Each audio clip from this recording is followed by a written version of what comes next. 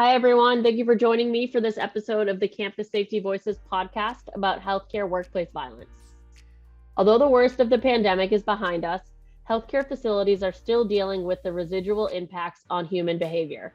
I spoke with Dr. Marisa Randazzo, Executive Director of Threat Management at ONTIC, about the current state of violence in healthcare settings, in addition to tips for de-escalating concerning behavior, technologies and tools available to support healthcare workers in combating violence, and violence prevention policy must-haves. She also shared free workplace violence mitigation resources and her predictions for the future of healthcare workplace violence, which might actually surprise you. Take a listen. Be sure to subscribe to Campus Safety's YouTube channel and like or leave a comment on our videos. Or subscribe to our Campus Safety Voices podcast on Apple and Spotify and leave a review.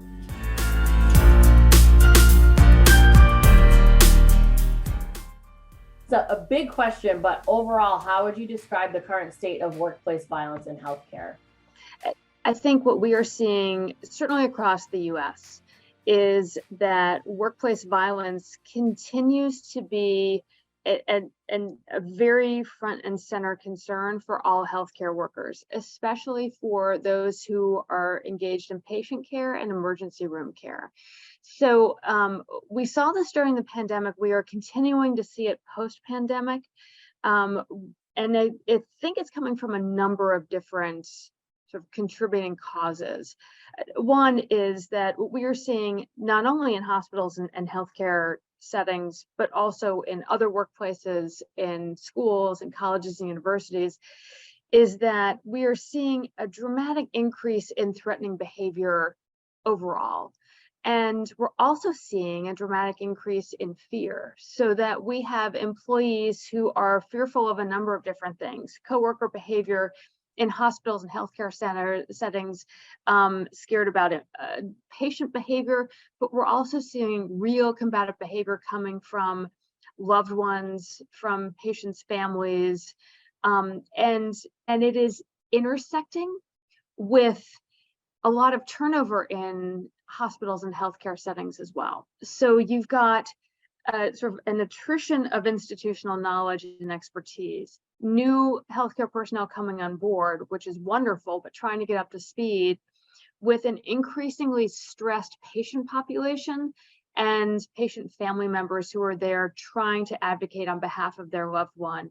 And so it is, I hate to use the term perfect storm, but we're still seeing a perfect storm of contributing factors making violence and threats in the healthcare industry continue to be a very real front and center concern. Now you look at this season is really terrible for little kids, sicknesses, RSV and stuff like that. And there's so many emotions involved in that with parents. And I can only imagine the chaos that's in a pediatric unit or an ER in the wintertime. And then, people were coming off a pandemic. Any sickness is scary because you think back to 2 years ago and how it was just so chaotic. And so I'm sure it's insane right now. Well, and to your point, my understanding, I'm not a medical doctor, so I'm just basing this off of articles I've been reading, but my understanding is the progression of some of these respiratory illnesses in children deteriorate very quickly. And so you also may have more parents with kids coming into emergency rooms with dire situations that just 12 hours prior had not looked that way. And so you add that into a hectic environment where people are trying to get help immediately for a loved one, and maybe encountering personnel who are overtaxed with handling more emergencies than normal with newer personnel. Again, it creates an environment where combative behavior, hostile behavior, and threats are highly likely to occur. Absolutely. And now ONTIC recently released its 2022 mid-year outlook State of Protective Intelligence report. Yep. Can you discuss, and you might have gone over this as well already in speaking, but can you discuss some of its important findings in regard to healthcare? Sure. So we actually polled different professionals, but in a whole host of companies, not just hospitals and healthcare settings. Across the board, what we are seeing is a dramatic increase. These companies are reporting a dramatic increase in threats that they are directed toward their facilities, their personnel, from employees, from outside. that really the volume of threatening behavior across the board is showing a real increase across these different sectors. I read an article the other day that also said there's a lot of targeted violence or threats to hospitals that are administering transgender care, which is just like a whole other thing that hospitals have to be prepared for now as well, with the safety of that. And I would say that's a new development within the threat landscape to hospitals and healthcare facilities, that the political advocacy or sort of political nature of some of the healthcare issues that are in the news now are then resulting in threats to those facilities, but also what we're seeing is doxing of private, home addresses of the hospital presidents, of leading researchers in this area. There is a real effort, sort of largely online, to try to instigate harm toward those individuals and to impede the operations of hospitals and healthcare facilities that are providing care, whatever the nature is. That there's this effort now to try to take action through disruption against those facilities. And you had talked about this previously too, but would you say the pandemic and its effects are still the main culprit in why we're seeing an increase in workplace violence, or have there been other correlations that have been discovered over, it's hard to know, but in my experience, in all the work we do with hospitals and healthcare settings, that the peak has not yet gone down. Sort of the peak that started to occur during the pandemic has remained high, even though pandemic conditions have really started to abate. So the challenge, as I've seen it kind of at the granular level, is that I feel like all of us, employees, managers in all these different settings, are still struggling with having to carry the load of all the stress of the pandemic. So that while health-wise, with vaccines, masking, whatever, that health-wise we're able to go out and about in the world and have been for a while, the residual impact of the financial uncertainty and living and working and schooling at home and having to care for young kids who are unvaccinated or at risk, having to protect the health of elderly family members that we're interacting with, having to worry about, will I still have my job, having to navigate Zoom life, all of those things have created some residual impact on individuals that what I see translated into is sort of a less of an ability for us to be civil with each other, quicker tempers, more likelihood of interactions becoming combative and hostile.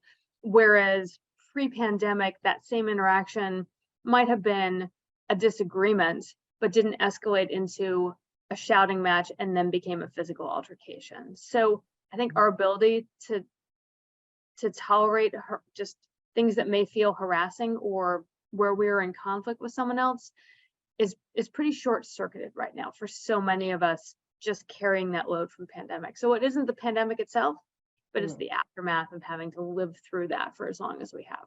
Right. And that makes me think of the trauma that healthcare workers went through the last 2 years, seeing so many people die without their families and alone, and then they're expected to just go back to their job and take a beating, figuratively and literally, on top of all this other trauma that they're trying to deal with as well. I just can't even fathom it. Exactly. I do want to point out too, I think it's so important just to recognize the incredible work that healthcare workers do every day, and that they did this through the pandemic and kept so many people cared for and alive, and that they were feeling the effects of pandemic stress too as they were giving this care. That I think we can't underestimate how vital a role they played during the pandemic and are continuing to play now. Yeah, for sure. You think of how stressful it was for anyone really, and then they have families, they have home lives too, and then they're dealing with all of it. I couldn't agree more. And now my next question, this is kind of a two-parter, but a lot of it likely overlaps. What steps should someone in healthcare take when they are confronted with a combative person? in the workplace? And also, what are some effective ways to help de-escalate concerning behavior before it gets to a point? Sure. There are great resources out there that give good training on de-escalation strategies generally. Great for healthcare workers of all different roles and responsibilities, but also good generally. We see combative behavior come into the workplace in all different sectors.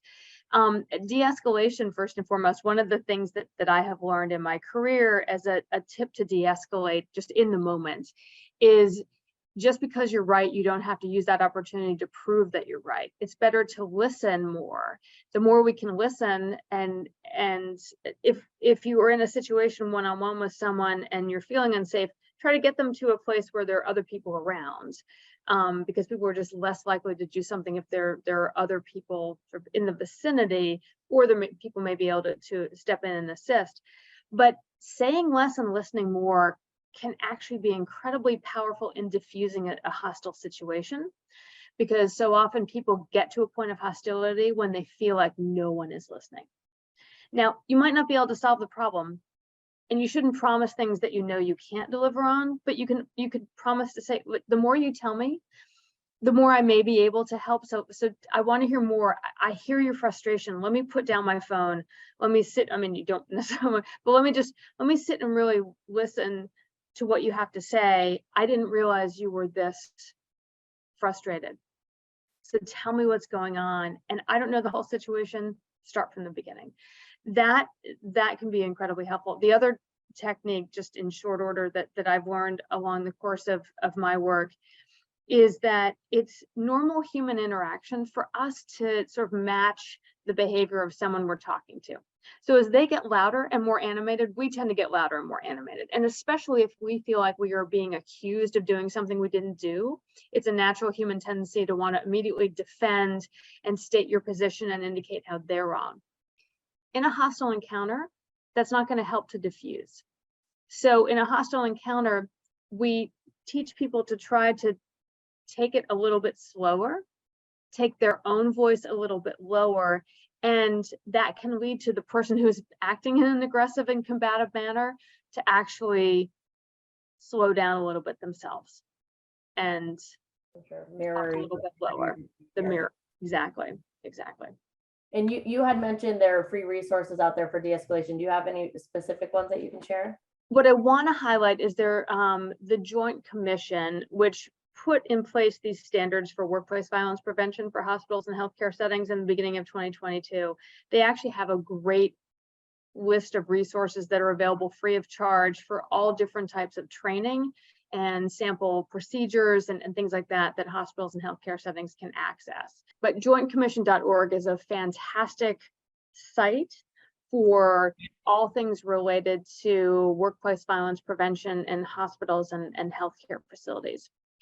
The Joint Commission is the entity that does accreditation for major hospitals and healthcare facilities. And so they really, not only do they sort of set the standard in terms of what's required, and this is a new requirement as of beginning of 2022, but then they also support hospitals and healthcare facilities by providing resources like the templates and training videos and things like that facilities can access and individual employees can access to try to build these skills.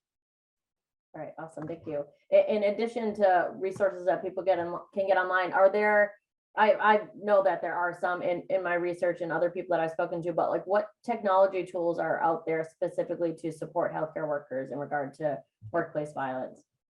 A couple of things that are available. First and foremost, one of the Joint Commission requirements includes having ways to document incidents that occur so that hospitals and healthcare settings can keep track of how many incidents per year, what departments are they occurring in, are they in the parking lot, are they in the emergency department, are they in neonatal, like where are things happening, so they can keep track of and then address trends as they see them. So some sort of software to help track incidents whether it's threats, physical assaults, stalking behavior, harassment, anything like that can be vital. And there are different vendors out there, and depending on the nature of what that hospital or healthcare facility needs, there are different softwares of different sizes. But it's important, I think, for these facilities to know that this is now part of what's required, is having some database, some software to track incidents. The other technology piece that I think is important to think about is that hospital and healthcare facility employees need a way to report incidents quickly. So there are a whole host of reporting apps that are out there.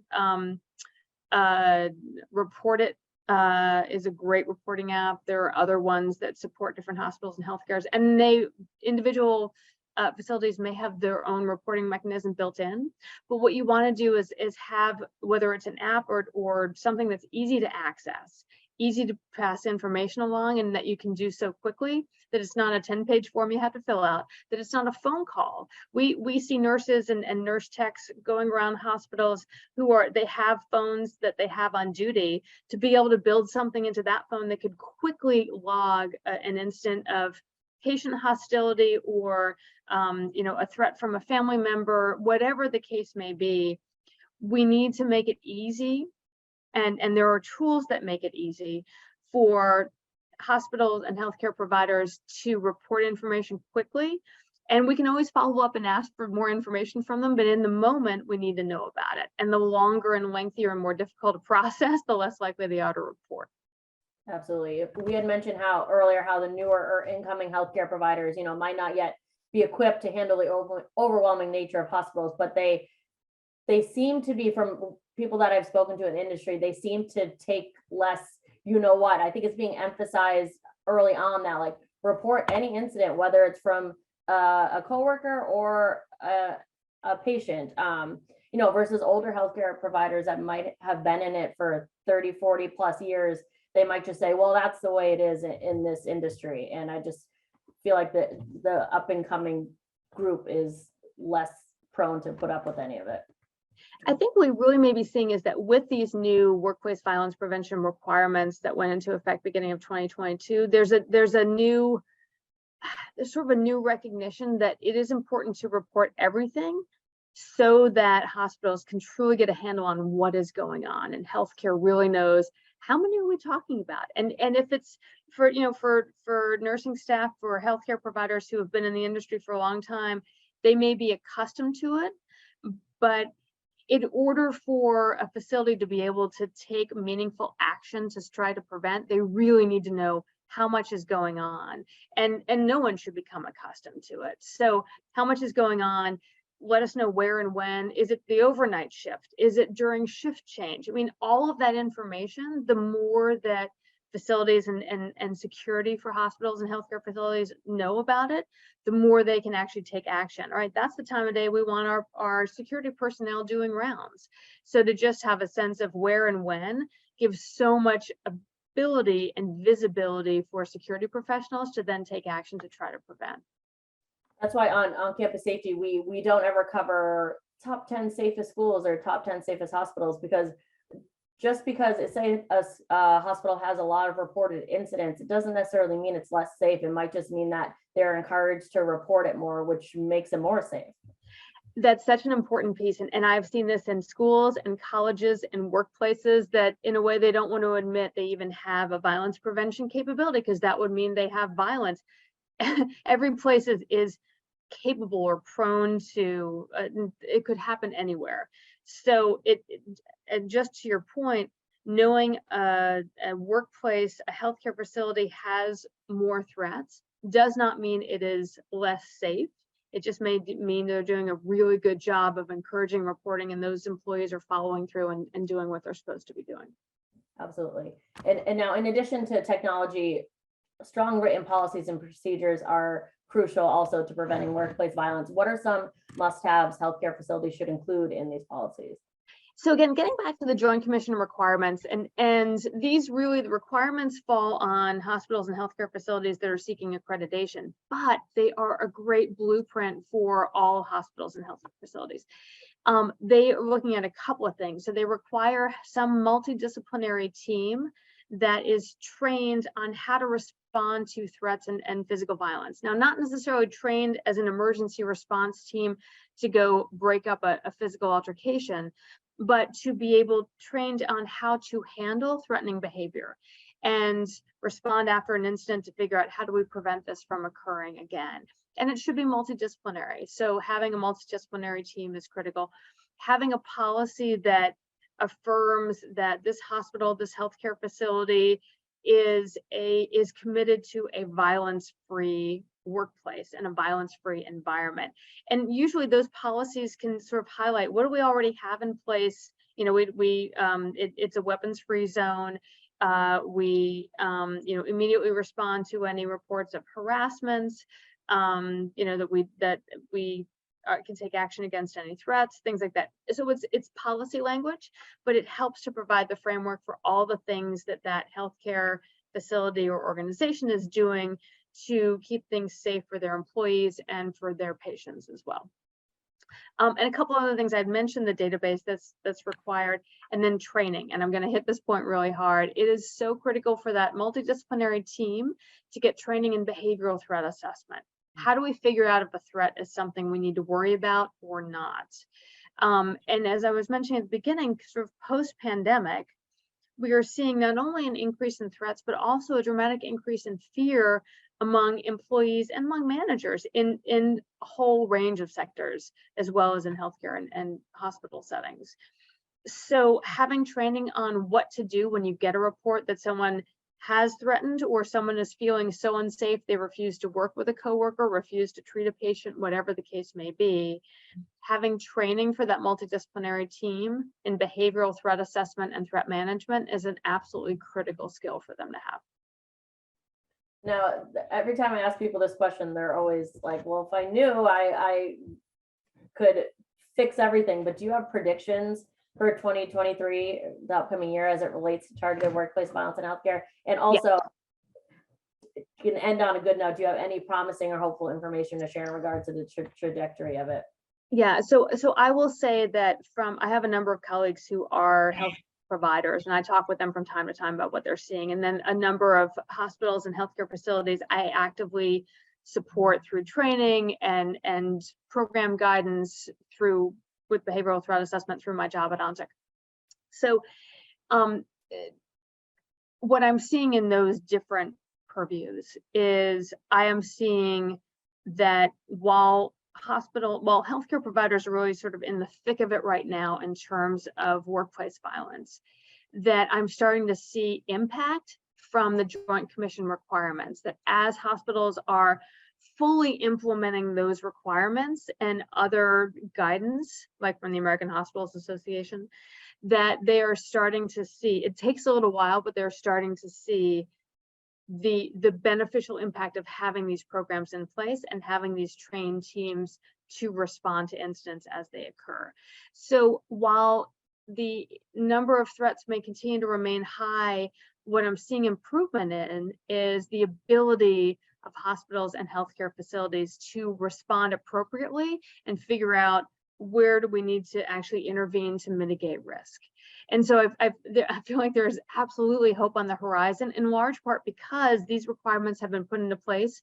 They've now been in place for a year, and we're really starting to see that beneficial impact of reduction in incidents because they're able to get left of bang, as we talk about. They're able to look at something before harm has occurred and take steps to mitigate it.